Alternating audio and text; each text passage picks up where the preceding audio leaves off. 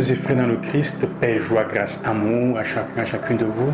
Au nom de Dieu notre Père et de la part de notre Seigneur Jésus-Christ, en ce jeudi de la 3e semaine du temps de Pâques.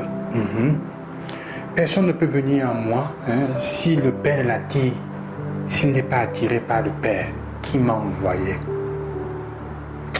La parole de Jésus aujourd'hui dans cet évangile de Jean au chapitre 6, le chapitre sur la multiplication, le chapitre sur le pain, qui est en fait le chapitre dans l'évangile de Jean qui substitue l'institution de l'Eucharistie comme dans les autres évangiles.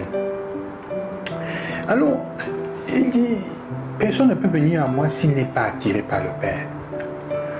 Dieu ne nous gagne pas, Dieu ne s'approche pas de nous et ne nous fait pas disciples par obligation ou par mensonge. Il le fait par attraction.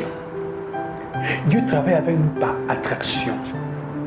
Si tu n'adhères pas à la foi chrétienne parce que tu es attiré d'une manière ou d'une autre, tôt ou tard tu vas abandonner et tu vas souffrir en la vivant. Parce que ta relation avec Dieu sera la relation d'affairiste et sera une relation opportuniste, comme beaucoup d'entre nous l'ont. Au début, souvent, on est attiré, mais parfois, chemin faisant, on perd la conception et la notion du fait que nous avons embrassé la foi par attraction. Dieu continue à travailler dans notre vie pour nous attirer, mais parfois, gagné et pris par les événements de la vie, par nos besoins, par le fait que nous ne voyons que ce que nous manquons, et le fait que nous sommes parfois tellement pris par le fait, par la vie, de vouloir obtenir certaines choses, nous ne nous rendons pas compte que Dieu est toujours dans nos vies et il nous attire à lui par attraction. Cela fait comprendre donc que Jésus veut nous faire comprendre, si tu penses, tu n'as plus avoir la foi, ne perds pas ton temps à te culpabiliser. Demande au Seigneur, mets les genoux à terre. Quand tu penses que tu n'as pas l'espérance, prends le temps. Et ne fais pas semblant d'être optimiste. Demande au Seigneur. Et quand tu penses que tu n'es pas capable d'aimer, que tu n'as pas l'amour, ne perds pas ton temps à te sentir une mauvaise personne ou comme si tu étais une erreur de la nature. Demande à Dieu qu'il te le donne. Jésus nous fait comprendre que beaucoup de choses, la première partie, le premier pas demande de part de Dieu. Si vous vous rappelez, si vous réfléchissez, vous allez voir que ceux qui ont adhéré à la foi chrétienne ou à l'état adulte ou comme enfant, s'ils n'ont pas été obligés par les parents, ils l'ont fait étant attirés par quelque chose. Peut-être chemin faisant, on a perdu. Parce qu'après le temps, après l'évolution, on grandit, on mûrit. Il y a des choses comme si, on peut dire, on perd certaines illusions. La foi qu'on pensait être toute miel n'est pas aussi mielleuse que ça.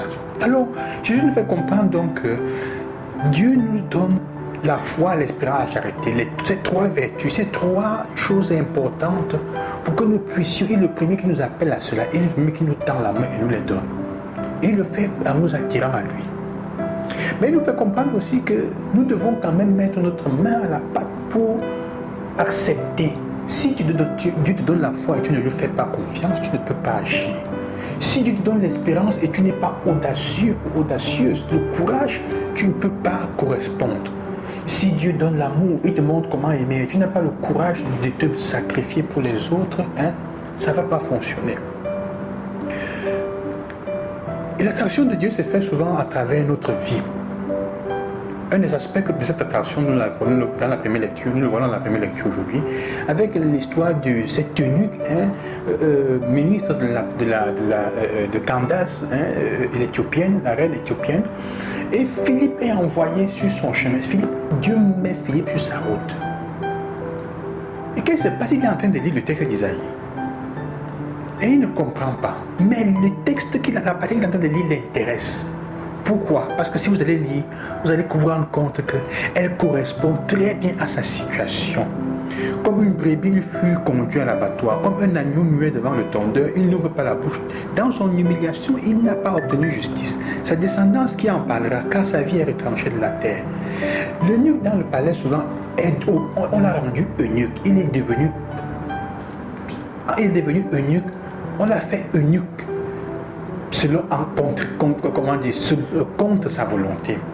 Souvent pour tenir le harem du roi ou de la reine ou pour être là. Donc c'est un homme qui a été obligé à subir cette situation d'eunuque et donc qui a subi une humiliation dans sa chair, qui n'aura pas de descendance. Sa vie est retranchée de la terre. Sans descendance, personne ne parlera de lui. Donc c'est sa situation. Quand il lit ce texte, ça lui parle à sa vie. C'est comme si c'était lui. Il demande alors à Philippe, mais il parle de qui? Il parle de quelqu'un d'autre ou de moi-même ou de lui-même. Alors Philippe, en se servant de cela, lui raconte, le texte nous dit, en partant de ce texte, il lui annonce la bonne nouvelle de Jésus. Parce que ce passage correspond aussi à Jésus. Donc, sentant l'attraction, la similitude entre lui et l'histoire de ce Jésus qui est Dieu et qui est venu sauver et libérer les personnes, il est attiré et il demande à être baptisé. Ça, c'est le phénomène de Dieu. C'est pour ça qu'il dit, personne ne peut venir à moi s'il n'est pas là-bas attiré par le Père. Et le Père a toujours des moyens terribles pour nous attirer. Regarde dans ta vie, cherche dans ta vie, tu vas voir combien de fois Dieu a trouvé des moyens à travers quelqu'un qui passait, qui t'a expliqué, qui t'a aidé, qui t'a soutenu, qui t'a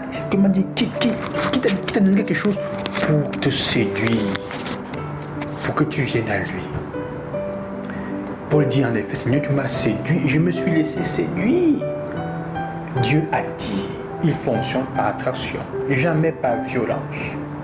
Jamais. Alors, quelles sont les voies que Dieu utilise dans ta vie et dans ta journée pour t'attirer? C'est un défi aujourd'hui, regarde autour de toi. Ou pour attirer les autres. Partage un peu avec les autres comment ils se sont sentis attirés par Dieu dans leur quotidien. Partage avec tes frères et sœurs comment ils se sentent attirés par Dieu. Au début de ton baptême, comment Dieu t'a-t-il attiré? Pour te rendre compte qu'il continue à t'aimer, à mettre ta route des attractions pour que tu viennes à lui. Que Dieu vous bénisse et qu'il vous accompagne, sœurs et frères. Que vous vous rendiez compte dans votre foi, que vous n'ayez pas peur, d'être audacieux, d'être confiant et surtout aussi de donner votre vie pour l'amour, pour les autres. Je vous bénis au nom du Seigneur, au nom du ressuscité. À demain, loué soit Jésus-Christ.